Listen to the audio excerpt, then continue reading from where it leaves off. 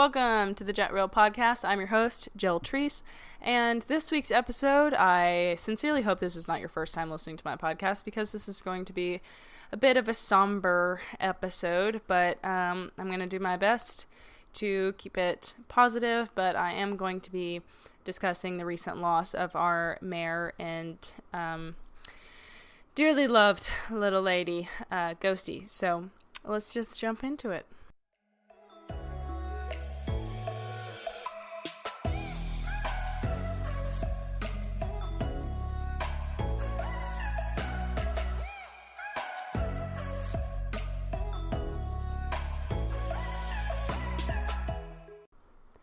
All right, welcome back, everybody. I hope that you all had a good week and or good 5 minutes in between changing podcast episodes, depending on if you have listened to all of them yet or not. But like I said, hope this isn't your first episode, because it's a little sad. And the podcast usually is pretty upbeat, lots of fun topics to discuss. But this week has not been so fun. So where to start?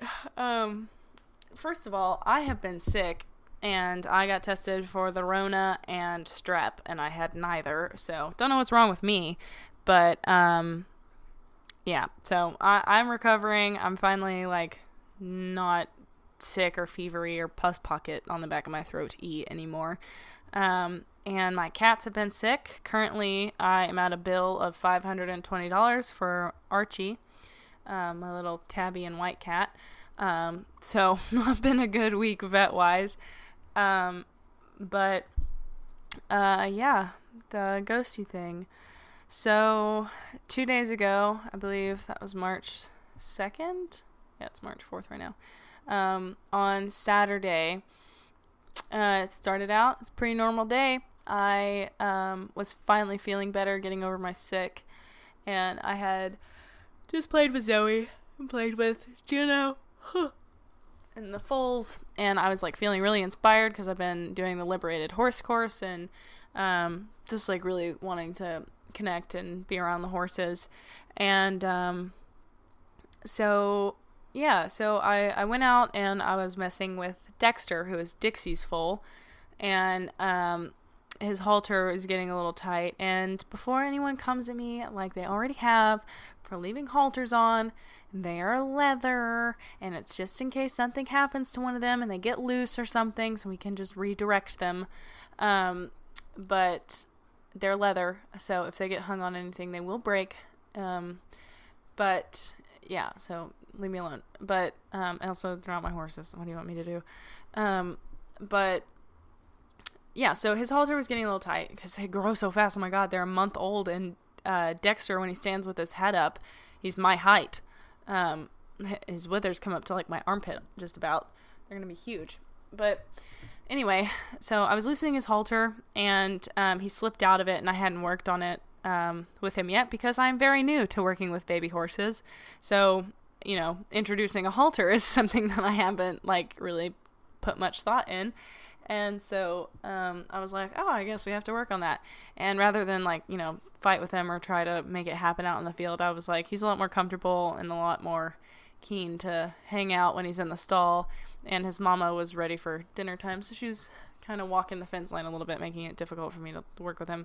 So I was like, you know what, screw it, I'll do it tonight. So I waited until our feed guy brought them in and everything. And I texted him and I was like, I'll be down in a little bit to put the halter back on Dex. And he was like, okay. So he said that he fed the cow at around 6:30, which can take 15 minutes or so.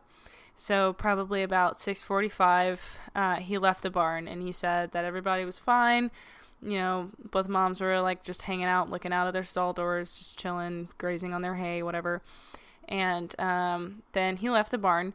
And then a little while later, 7:20-ish, I think, is when I was there. So about 40 minutes had passed. And I got down there to work with Dex.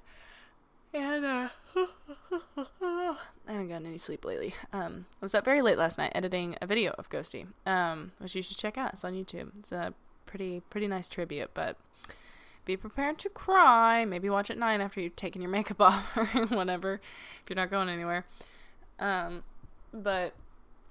Yeah, so I went down there, I walked in the barn, and I noticed that Ghosty had shavings on her back. And I was like, that's weird. I don't think I've ever seen them roll in these stalls or lay down. Because the stalls, if I'm being frank, are very small. I'm trying to talk Sunny into knocking some walls out if we're going to keep breeding. Because they're just ridiculously small, and it's not made for that. But we want the babies to be able to come in and out and be handled as much as possible. Because, I mean, realistically, I can't hang out with them all day. So just bringing them in and out, you know, getting touched and poked and having a little routine, you know, is nice because they're going to go to inspections and stuff like that for the breed. But, speak up, Jill. Yeah, so, I mean, I would prefer, you know, obviously in a perfect world that they're out 24/7, but again, not my horses, and, I don't have time to make up the difference. So, and it is nice to work with them in a more, controlled environment. Anyway, so stalls are small. Moms don't usually lay down, so I already thought that was weird, and I was like, okay, I'm gonna keep an eye on that. Hindsight, you know, of course, I'm like, I should have just pulled her out, but I do remember thinking it was weird. But, you know, I get paranoid because Zoe just had colic surgery, 2 years ago? A year? I can't even remember. But so I'm always like, you're being paranoid, it's fine. Horses can lay down or roll. So I was like, you know what, I'll just keep an eye on her. So I went in the stall with Dex and Dixie and was working on, oops, sorry. So many body things are happening. Keep burping and yawning. Very bad podcaster. So working with Dex, I, you know, how I'm teaching him to halter is, they love scratches. I made sure that when those babies were born that they love to be touched. So, I, you know, just went in there and I would put the halter on his nose and scratch him. And then I'd put the halter on his nose and scratch him, and gradually worked up to where I could just put it on and off, and he's totally fine. And that took about 10 minutes. And at the end of the video that I was taking, which I will not be posting, because I didn't watch it, because I didn't hear Ghosty lay down again, but I couldn't bear seeing that she did if she did, but I don't think she did, because I was paying attention to it, but, you know, I was also a little bit distracted, so it's possible, so I just deleted the video. But at the end of it, I was like, crap, I think she's colicking. So I quickly exited the stall and walked over to her, and she was laying down on the ground, and I looked at her and I was like, this just doesn't feel right. So I called Sunny, her owner, my boss, and I was like, I think Ghosty's colicking. And she was like, what, why? And I was like, and as soon as she asked that question, Ghosty rolled over and got cast against the wall, and I was like, fuck, this is why we don't have small stalls. And God, it's just a bad situation. But so I hung up on Sunny and called Anna and Jeremy, who are the people that work here with me and feed, and they ran over, and me and Jeremy rolled her back over off the wall. And if you don't know what getting cast is, it's when horses roll and get stuck up against a fence or a wall, they can't push themselves back over, so they get stuck upside down. It's very distressing for them. It's why you know, Zoe's colic was so bad she got cast too. But Ghosty, I mean, she couldn't have been upside down longer than 3 minutes. Seriously, I watched her roll over, called Jeremy, he got in there, and we rolled her back over, because they live right next to that barn. So, I mean, they walked over as fast as they could. Jeremy has bad knees, he can't run. So it was probably 3 minutes. We got her rolled back over. She stood up. I said, walk her. I'm going to take the golf cart back up to the barn, get a Banamine shot, and come back down. So I did that, came back up here, went back down there, got the shot on the first stick, got it all in there. She was good to go. She still kept trying to go down on the gravel, and we were like, shit. So I called Sunny again, and she was like, take her to Jesse's, who's our vet. And I was like, okay. So I drove all the way back up here, and I'm getting out of breath just thinking about how much I was running around. As Jeremy was walking her, trying to keep her up, and I got the truck and trailer, drove it down there, and me and Jeremy's daughter pushed Astro onto the trailer, and he went on super fast, and Ghosty was right behind him. And so, I mean, like, everything we were doing was so fast. Like, we got it together. I mean, like, she couldn't have been colicking for more than, like, at max 40 minutes. But Jeremy said that when he was in the barn, like, he did not see her doing anything at all. So, I don't know. But, yeah. So, we got her on the trailer, and she pooped, and we were like, oh my God. That's probably it then, because we thought she was impacted if she was, trying to go down after the Banamine. But she pooped, and we were like, Jeremy was like, do you think we should still take her? And I said yes. And then I was like, I'm going to go ahead and call Sunny and double check. I had already pulled out of the farm, but I was like, I guess I should make sure. And Sunny was like, yeah, you need to take her still. And, we're pulling into the farm, and she called Jeremy, and she was like, you guys can probably leave her there and just pick her up in the morning. It'll be fine. And he was like, we're going to hang out a little bit longer. I didn't hear that phone call. Jeremy told me that on the way back, but it never even crossed my mind. I was going to be there with her that whole time. But so we unloaded her, and I walked her over to the grass while I was waiting on the vet to come down from his house. And I was on the phone with Sunny, and Jeremy was like, she's on the ground. And I looked over, and she's just like laid down right where she was standing. And I was like, shit. Oh my God, I didn't even hear it. And so I got her back up. We walked her around the barn, put her in the stocks, and our vet palpated her, and he couldn't feel anything. And they did blood work and everything, and we just like hung out for a little while. He gave her some drugs to see if it would get better, and she was still trying to go down in the stocks. And so he looked at the blood work again, and all her levels were completely normal. I mean, that's how fast we caught it. Nothing had even changed in her blood work yet. Like, it wasn't even showing stress or anything like that. So he palpated her one more time, and it was very painfully obvious he found the twist. He stuck his hand in, and he poked something, and she groaned and about fell over, and it was so painful to watch. And he gave me the look, and I was like, "Buck." And I knew that was going to be it. And he talked to Sunny, and he was like, this mare is in a lot of pain. I don't think she's going to make it to Red River, which is the vet facility in Louisiana. That's where we took Zoe to, and it's 3 hours away. We don't have a vet facility or a surgical facility like that in Arkansas. So he was like, I don't think she'll make the trailer ride. I think you'll lose her before that. And he was like, she's suffering. And so Sunny was like, all right, do it. So we loaded Astro onto the trailer, and Jeremy and Jesse, poor Jeremy, did not want to deal with that at all. And I don't blame him, because, I mean, he deals with those horses every single day. I mean, I do too to some degree, but, I mean, he's this morning and night, and he had to walk over there, and our vet just, like, put the whatever, I think it was an oral thing. That's what it looked like. It looked like a big tube of Butte, but I don't know. I wasn't paying very much attention. I was like, I don't want to know. And so they walked her over, and Jeremy said that he just, our vet kind of just walked her in a circle, and then she just laid down and was gone. And so it was a very peaceful death. It really, really sucks.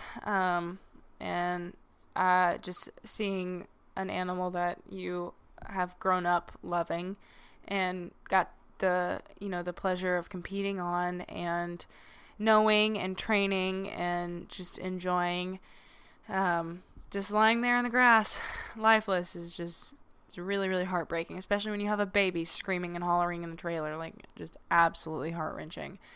And I'll never forget standing there with her head in my arms in the stocks, just crying, knowing that there's nothing I can do to save her. And, of course, everybody around me is like, they're all fine because I deal with this stuff all the time, but I'm like bawling my eyes out and trying really hard to keep my shit together. Yeah, especially because now we have a job to do. We had to get Astro home, which sucked so bad. I mean, that was absolutely painful, but he had to come home. Sunny, called her connections and got a nurse mare, scheduled for the next day, which was yesterday. And so we got Astro home, got him in a stall. He was very sad. But he made it and didn't hurt himself or anything like that. And then, our nurse mare got here yesterday, and she took to Astro pretty quickly. The lady, that brought her had some drugs or whatever. I guess she's done this, or she is adept, I guess. I don't know. And just helped the process along. We had her hobbled and tied up for a little while, but they connected pretty quickly. And the lady said that the surest test is to walk the baby out of the stall and see how the mom reacts. And we walked him like a foot out of the stall, and she nickered at him, and we were like, okay, that's enough. And so we brought him back in, turned him out today, and boy, was he happy to be outside. And he's climbing all over her and playing with her, and she's just so tolerant, never pinned an ear at him. Just is such a good surrogate. So really, really happy at how that's working out. It's not the same. It's not Ghosty. But I am really happy for Astro that that's working out so well, because we have had nurse mares in the past, so says Sunny, that have just never liked the foals. So it sucks and it's hard, but it's better than him being a bucket baby. Or he has to drink out of a bucket forever, or until he's grown, But yeah, so that's how we're doing. I tried to record this episode yesterday, I guess. Yeah, it was yesterday, I think. I don't know. My days have kind of become a blur, and I remember the episode. I was just very somber, and really just would not have been enjoyable to listen to at all, and I'm sure that this isn't, but at least I'm a little bit livelier today. But yeah, so that's where we're at. The whole farm is heartbroken. We all loved Ghosty a lot, and I spent I think a year with her or so, and competing her and working her. And when I first started riding her, she was really, really sensitive to the bit. And if you watch the video on YouTube that I posted, you'll see some of that. She's very chompy on it, because the girl that rode her before me was a little heavy-handed. So I got her, where she was going pretty comfortably. And then after that, I wasn't here, but they put a mini in with her at one point, and I guess it scared her, so she jumped the fence and ran around the farm and did her suspensory, and that's why she never, had like a jumping career, and that's why she was retired out here. And this baby was her new job, was to, be a broodmare, be a mom. But I was talking to Sunny today because we had no idea what caused her to colic. She didn't drink much water in her stall that I noticed, but nothing really had changed as far as like the farm surroundings that any of us noticed. The weather hadn't changed in a couple of days or anything like that. Her feed was the same, so we couldn't really figure out why. And Sunny said that it's possible that because when Astro was born, he tried to come out of her rectum, and they had to twist him around to where he would come out, the right hole. And she said that it's possible that during labor she injured or, tore something, and the colic, was just it starting, and then it getting cast just made it worse. So I don't know. We're just speculating at this point, but that does sound like it could be a likely explanation that, it just took a while for it to rupture or whatever, and then it made her colic, and then getting cast just escalated it. Because I was just blown away, because Zoe colicked and she got cast, and they're about the same age. So, I mean, there really shouldn't have been any difference. I mean, because Zoe, she colicked, got cast, we walked her, she got oiled very quickly, and then put back, and then we got her back out. A few hours later, took her to the vet, because she was still colicking. They put her on fluids, had her all night, then we came back the next day, and then drove her 3 hours to Louisiana at like, I don't know, 10 a.m., and then we got there at like 1 p.m., I guess. So, I mean, Zoe had like almost an entire day of colicking, which sucks, but she survived. So that's what's making us think that Ghosty probably had something else going on, which sucks. Because like in hindsight, like, oh God. And that's just why breeding is so dangerous. I mean, obviously we don't know if that's the reason, but that's a primary concern and reasoning behind why I decided that I'm never breeding Zoe. As amazing as it would be to have a miniature Zoe, I do not want to change her in my perception from my baby to a mom. That's just weird. She's my child and I love her, and I don't want that perspective shift to happen. And also it's so risky. You just don't know. And apparently it's pretty common for the moms to die like a month after or during labor. If something just goes slightly off and then they're gone. And I just, I almost lost Zoe twice in the past couple of years with the kick, and thought her leg was just gonna kill her, and then colic surgery. I can't risk her anymore. And then beyond that, like, what am I gonna do with the baby? Like, I don't need a baby horse. I have her. So yeah, that's where I'm at with that. But yeah, just think twice if you're wanting to breed. I've seen a lot of things on Twitter that are like, don't breed your horse unless you're ready to risk it, because it really can happen, and it's very dangerous.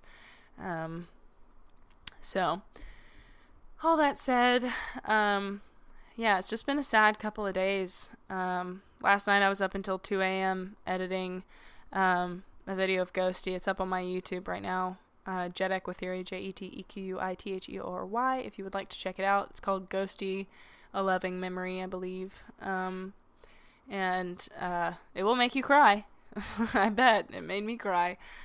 Editing it, I was a mess trying to like cut and rearrange things while I'm like, because the song I picked too is like ridiculous. I mean, I was originally trying to edit a video of me and Zoe, but I heard the song and I was like, nah, I gotta make a video for Ghosty. So I went through all of my footage with her and made it.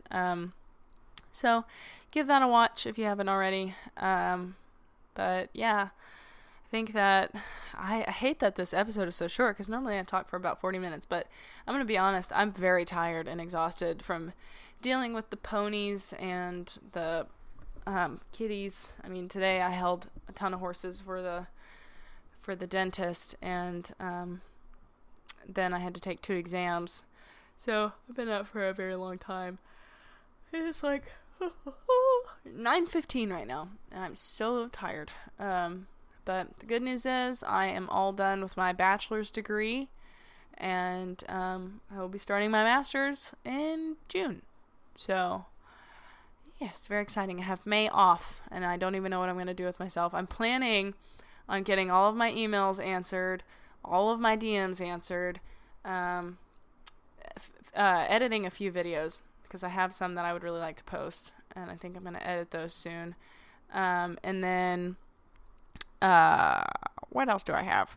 I have a lot of books I want to get read, and I want to finish the Liberated Horse course. Really, really enjoying that. A, it's beautiful, and B, like, the information is just priceless. Mosey is a genius. And most of it, like, is operant conditioning. A lot of it's a refresher, but it's kind of like going to a clinic. You just hear it said a different way, and you're like, oh, that makes a lot of sense, or that's a good way to, like, explain it to people. So regardless, it's priceless. Really enjoying that. And I believe it's half off right now, if I'm not mistaken. So take advantage of that. But yeah, I think I'm probably just going to end this episode early. I don't really have a whole lot to say. And it's kind of a sad episode anyway. I guess I should I don't know. A lot of people always ask me, you know, how do you cope and deal with the loss of a horse?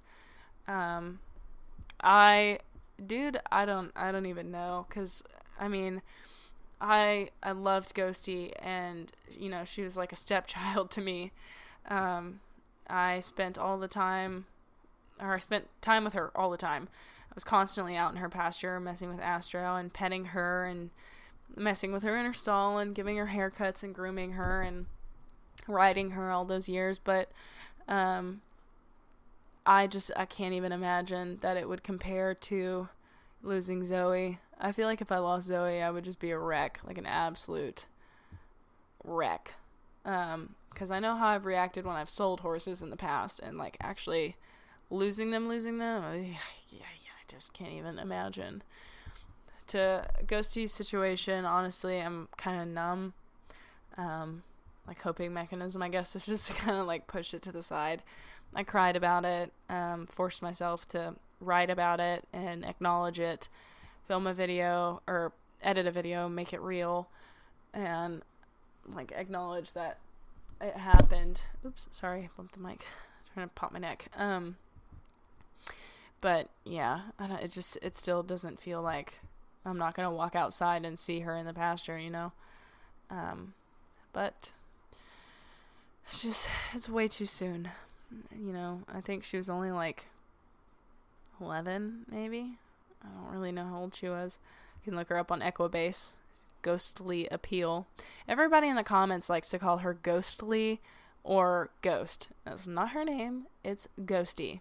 So get it right. Also, some more bones I have to pick with individuals is that when you comment things on people's videos or pictures, just think, especially if it's like a memorial thing, just maybe like take half a fucking second of your time to read what the person wrote before you ask questions, and also double check the gender. That's probably just a me thing, but it was so very annoying to read people like, he looks like such a cool horse, rip. Like, I don't even have words for how dumb that is. I'm so sorry. I know they mean well, and there wasn't any ill intent, but she did have a baby at the end of the video, so I don't know if that wasn't clear in the way I edited it, but she's also in a lot of the clips, so I don't, whatever. And also people commenting what happened. Like, I get it. When, you know, someone or something dies, your first question is, what happened? How? Which is why on Instagram I posted immediately about it and gave all of the details so that everyone would know and nobody would ask me any questions that I would feel like I needed to answer. But then I posted it on YouTube, put the same caption I did on Instagram on YouTube, and still got tons of what happened comments. Like, read the damn caption, maybe? Or just check to see if there is a caption first. Like, I'm sorry if that's bitchy, but that's so annoying to me. I have never been a person that, like, if I'm gonna go out of my way to comment and ask a question and then wait on that person to respond, like, I'm gonna try and find the answer myself first. Like, I do not get that, like, helplessness, I guess. I don't know what to call that. Like, do it for me-ness, I guess. Because, like, I feel like it's going out of my way to comment. Like, I don't like to bother people. I guess maybe that stems from being somebody who has to answer a lot of questions from a lot of randos all the time. Randos probably isn't a very nice term, but you know what I mean. Like, just a bunch of random people asking me questions all the time. And I have to answer them. So I'm like, did you really need me to answer that for you, or could you not have found it out yourself? So I'm just saying, be a little considerate of people when they're going through hard times, as to not, you know, be intrusive, and be considerate with your words and intentional, instead of just being like, what happened? Or, oh, he looks nice. Like, a lot of people commented, like, I saw this one dude commented and was like, oh, it's so good, beautiful video, I'm so glad you're posting again. And I was like, that seems very odd thing to say about a memorial video, but okay. Yeah, that's just weird. But yeah, that's not to underscore the volumes on volumes of people saying the sweetest condolences and writing the nicest messages. I mean, a lot of the comments genuinely brought me to tears, because they were so kind. Like, there was one quote, it's really liked, like, it's been thumbs up a lot on my YouTube, so it's probably the top comment. If not, I'll probably end up pinning it, but I can't remember what the quote was, but, just the way the girl worded it, and she was talking about, like, looking up at the stars and seeing that diamond-shaped muzzle, and it's just like, oh, God, I'm getting a little nose-stingy, misty-eyed thinking about it. It just, I don't know, but yeah, just be considerate of people, when they're going through a hard time, instead of, thinking about you. I want answers to these questions. Answer them now, also, yeah, I can't, on how to cope with the loss of a horse, I don't know. I haven't had to deal with it, and I hope that I don't have to for a very long time. Ghosty, it doesn't feel good, but it made me feel more grateful for Zoe, like, I could have very easily lost her the same way, and, I still probably wouldn't be okay if I had lost her. So when I got home, I went out in her paddock and hugged her and her mom and just messed with them for a little bit. Hung out with her for a long time the next day too. Yeah, it makes you think, and yeah, so I don't know. I don't really have too much else to say. Oh, here's another thing before I say that I don't have anything else to say for the third time. Misty is our kill pin rescue mare that Sunny rescued because she was pregnant, and they said she's going to foal any day now, and that was like 3 months ago. I'm kidding. I don't know how long it was ago, but it was a while ago. It was probably like might have been 3 months ago, actually. But she, according to Sunny, I haven't double checked this, but she has started waxing, so she is about to have a baby, which is really exciting. We don't know what it is. She's a big ass quarter horse mare. And so, the foal will probably, where our money is on either Appaloosa, mule, or boring quarter horse thing. So, hopefully it will be cute and not ugly so that I do not ignore it for the warm blood babies. But I'm sure I'll love it anyway. Especially since I'm the one that's on full watch. But yeah, we're going to have her palpated again this week to make sure that everything seems to be going in the right direction. Because last thing we need is another, rectum incident.